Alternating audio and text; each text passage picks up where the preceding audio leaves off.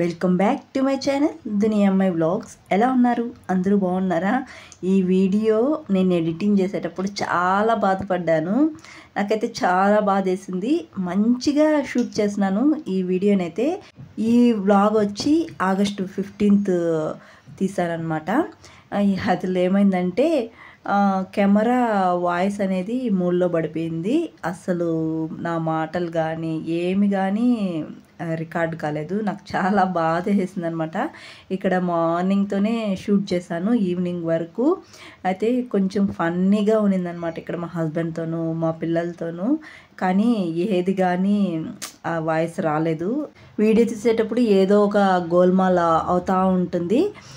First time ఇలా అయిందనమాట. చాలా డిసప్పాయింట్ అయిపోయాను. మా హస్బెండ్ కూడా ఫన్నీగా ఉన్నారనమాట ఈ వీడియోలో. అదంతా మిస్ అయిపోయింది వాయిస్ రాకపోయాలకు. ఇంకేడేమంటే ఆగస్ట్ 15th కదా, ఇంకా మార్నింగే మా హస్బెండ్ 7:30కి అంతా రెడీ అయిపోయి కాలేజ్కి అయితే వెళ్ళారనమాట. ఫ్లాగ్ ఎగరేస్తారు కదా, ఇంకా అక్కడంతా చూసుకొని వచ్చేటప్పుడు మా కోసం అయితే స్వీట్స్ తీసుకొచ్చారు. నాకు ఇష్టమైన స్వీట్స్ తెచ్చారనమాట. ఇంకా మా పిల్లలు వెళ్ళలేదు స్కూల్కి, ఎందుకంటే వాళ్ళు హాలిడే ఉందని పడుకునేస్తున్నారనమాట. అందులో ఇంకా నా చిన్నప్పుడు అయితే ఆగస్ట్ 15th కానీ లేకపోతే జనవరి 26 వచ్చిందంటే చాలు, పిల్లలందరూ ముందు రోజే స్కూల్ దగ్గర కల్లాపు జల్లి ముగ్గులు వేసి పూలు అయితే పీక్కొని వచ్చి చాలా హడావిడి చేసేవాళ్ళం మేమైతే. అంత బాగుండేది. ఆగస్ట్ 15th వచ్చిన జనవరి 26 వచ్చిన చాలా సందడిగా ఉండేది. మేమైతే కలర్స్ పేపర్స్ అంటించి బాగా అలంకరించే వాళ్ళం స్కూల్ అంతా. ఎంత బాగుండేదో అబ్బా ఆ రోజుల్లో అయితే. నాకు మా పిల్లల్ని చూస్తా అంటే మళ్ళీ నాకు ఆగస్ట్ 15th వచ్చిన జనవరి 26 వచ్చిన మళ్ళీ నాకు ఆ రోజులు గుర్తొస్తూనే ఉంటాయి. ఆ రోజులు మళ్ళీ తిరిగి రాని రోజులు. పిల్లలు చూసినప్పుడల్లా ఆ గుర్తులన్నీ ఇలా మదిలో మెదులుతూనే ఉంటాయి నాకైతే. అందరికీ హ్యాపీ ఇండిపెండెన్స్ డే. ఇంకా అందరూ ఒకరికొకరు విష్ చేసుకొని స్వీట్స్ అయితే తింటున్నాము. ఇక్కడ మా చిన్నోడైతే బాగా అలిగినాడు అనమాట మా హస్బెండ్ పైన. అంటే స్వీట్స్ కావాలని అడిగారు. బ్రష్ చేసుకోరా ఇస్తాను అని చెప్పాడు వాళ్ళ డాడీ అయితే. నేను బ్రష్ చేయను, నాకు అలాగే స్వీట్స్ కావాలని అడిగాడు. నేనైతే ఇవ్వను అన్నాడు వాళ్ళ డాడీ. అందుకు ఏడుస్తా దొల్లుతా అన్నాడు కింద అయితే. చూసారా అక్కడ ఎలా ఆట పట్టిస్తున్నాడో, దిష్టి తీయడం, నేను తినేస్తాలే ఇంకా నీకు లేదులే అని అంటున్నారనమాట. ఇంకా అలా కాదని రాడని 1 2 3 లెక్క పెట్టాడు. 1 2 3 అన్నాలకు నా దగ్గరికి వస్తేనే నేను నీతో మాట్లాడతాను, లేకపోతే మాట్లాడను అని చెప్పాడు. ఇంకా వాళ్ళ డాడీ మాట్లాడడేమో అని అనుకున్నాడేమో, లాస్ట్ మినిట్లో వచ్చేసాడు. వాళ్ళ డాడీ లెక్క పెట్టడం కూడా ఎలాగంటే 1 అనేది 1 minute 2 minutes అయితే పడుతుందన్నమాట. అంత సాగదీసి 1 నెలకు ఎంత టైం పడుతుందో చెప్పండి. అసలు చూడండి 1 1 1 అంటూనే ఉన్నాడు, కానీ వాడు కామ్గా ఉన్నాడు. నువ్వు లెక్క పెట్టుకో, నేను రాను అసలు అని చెప్పేసి. ఇంకా లాస్ట్ మినిట్లో 2 అయిపోయిన తర్వాత 2 1/2 అని సాగదీస్తూనే ఉన్నాడు అనమాట లాస్ట్ మినిట్లో. ఇంక నువ్వు రాకపోతే నేను మాట్లాడను అని అంటున్నాడు. ఇంక మాట్లాడేమో మా డాడీ అని చెప్పేసి. చూసారా ఎలా చేస్తున్నాడు మా బబ్లు. ఇలా వాళ్ళ డాడీని అలాగే అలా కొంచెం కొంచెమే వచ్చారనమాట. లాస్ట్ మళ్ళీ మాట్లాడేమో మా డాడీ అని చెప్పేసి. ఏమైనా చిన్న కొడుకు ఏం చేసినా ఇంట్లో ముద్దే కదా ఇంట్లో. ఇంక ఇలా మా ఇంట్లో మార్నింగే ఇలా ఫన్నీగా జరిగిందనమాట. ఒరిజినల్గా వాయిస్తో వినింటే అది చాలా బాగుంది ఇదంతా. కానీ ఏమ్రా అంటే కెమెరాలో వాయిస్ అయితే రికార్డ్ కాలేదు. అదొక్కటి నాకు చాలా డిసప్పాయింట్ అయిపోయినాను నేనైతే. ఎడిటింగ్ చేసేటప్పుడు చూసుకున్నాను అది. నేను ఈవినింగ్ ఎడిటింగ్ చేస్తాం కదా అప్పుడు చూసుకున్నాను. ఇంకా అలా బుజ్జగించి ఇంకా బ్రష్ చేసుకురావో నీకు తినేదానికి ఇస్తాను అని చెప్పాడు. ఇంకా మా ఆయన స్వీట్స్ ఒకటే తెచ్చారేమో అనుకున్నాను నేను. స్వీట్స్తో పాటు ఇంకా స్నాక్స్ కూడా తెచ్చారు. అస్సలు చూపిలేదు. హాలిడే కదా, 3 days హాలిడేస్, కూర్చొని హ్యాపీగా తినాలి నెమ్మదిగా అని చెప్పేసి తెచ్చుకున్నారంట. ఇంకా మా వాడు ఇక్కడ బ్రష్ చేసుకొని వచ్చాడు. బ్రష్ చేసుకొని వచ్చిన తర్వాత వాళ్ళ నాన్నతో ఆడే ఆటలు చూడండి. వీళ్ళిద్దరు ఇలాగే ఆడుతూ ఉంటారనమాట ఇంట్లో. ఇంకా మా వాడు బ్రష్ చేసినాడంటే అంత తొందరగా అస్సలు నమ్మబుద్దే కాదు. స్వీట్స్ చూసాలకు అలా వెళ్ళి ఇలా వచ్చేసినాడు. నిజంగా చేసావా అని ఇక్కడ అడుగుతున్నాను. లేదు మమ్మీ నేను చేశాను, మౌత్ కూడా కడుక్కొని వచ్చాను చూడు అని అంటున్నారు. ఇంక నేనైతే ఇక్కడ లంచ్ అయితే ప్రిపేర్ చేస్తున్నాను. ఇంకా టిఫిన్ ఏం చేయలేదు, డైరెక్ట్గా లంచ్ ప్రిపేర్ చేస్తున్నాను.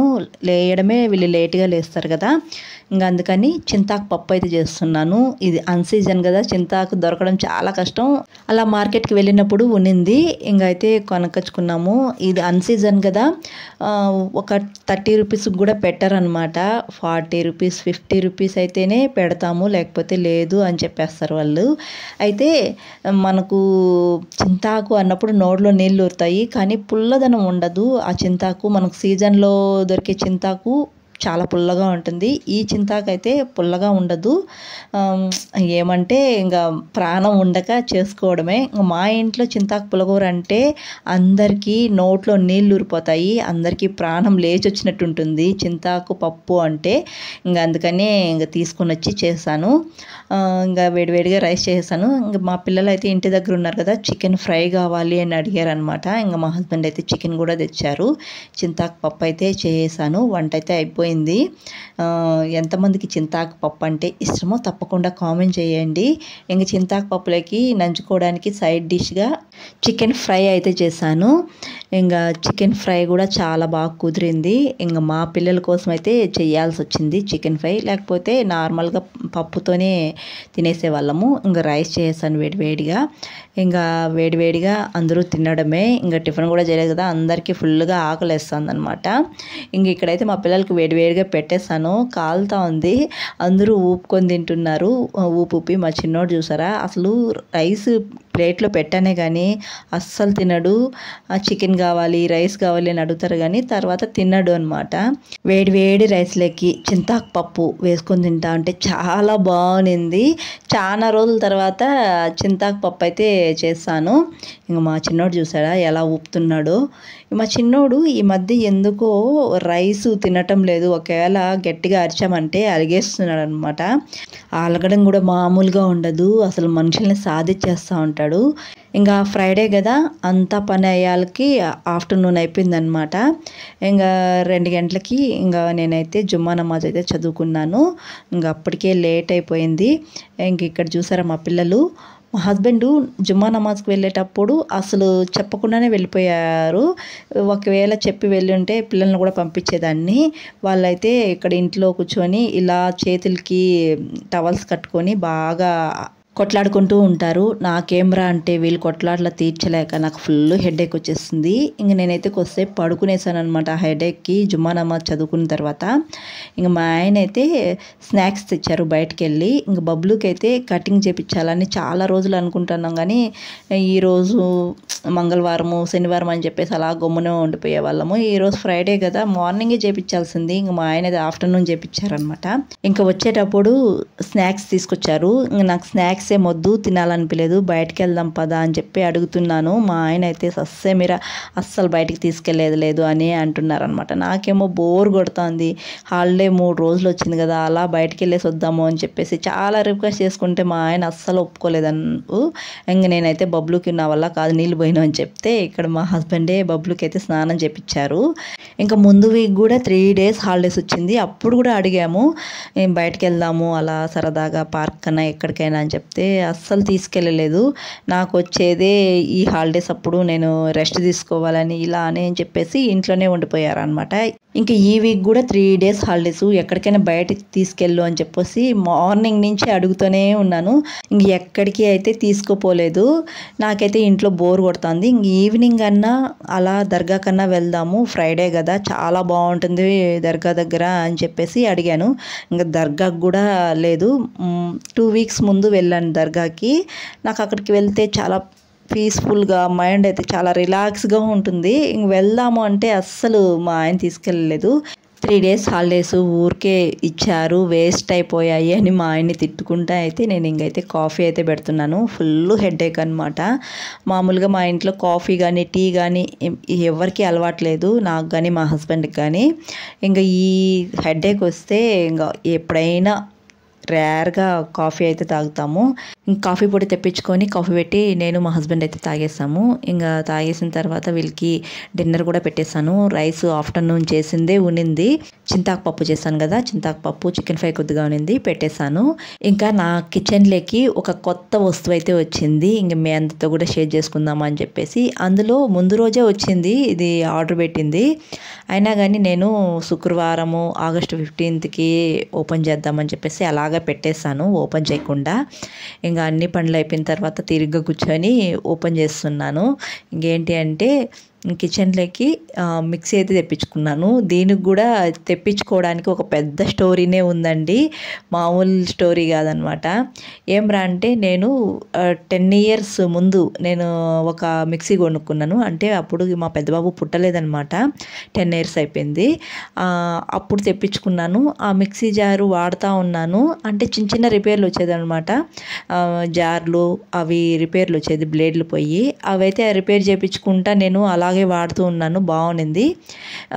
ఒక 2 days ముందు ఏమ్రా అంటే మార్నింగ్ హడావుడిగా ఉంటాం కదా టిఫిన్ చేయడానికి, నేనేమో టిఫిన్ చేసినాను. ఇంక చట్నీ వేద్దాము అని చెప్తే మిక్సీ ఏమో అస్సలు సౌండ్ లేదు, పనే చేయటం లేదు. ఎలా చేయాలరా అని చెప్పేసి ఫుల్గా కంగారు పడిపోయాను. ఇంకా కంగారులో కోపం కూడా వస్తుంది. ఎప్పటి నుంచో నేను మిక్సీ కావాలి కొనుక్కోవాలి అని అడుగుతూనే ఉన్నాను, కానీ మా ఆయన కొనిలేదనమాట. ఆ ఫ్రస్ట్రేషన్లో మా ఆయన్ని బాగా విసుక్కున్నాను. సరేలే ఇంకా ఆ మార్నింగ్కి ఇంక పక్కింట్లో వెళ్ళి వేపించుకొని వచ్చినాను చట్నీ అయితే, మిక్సీ పట్టించుకొచ్చుకున్నాను.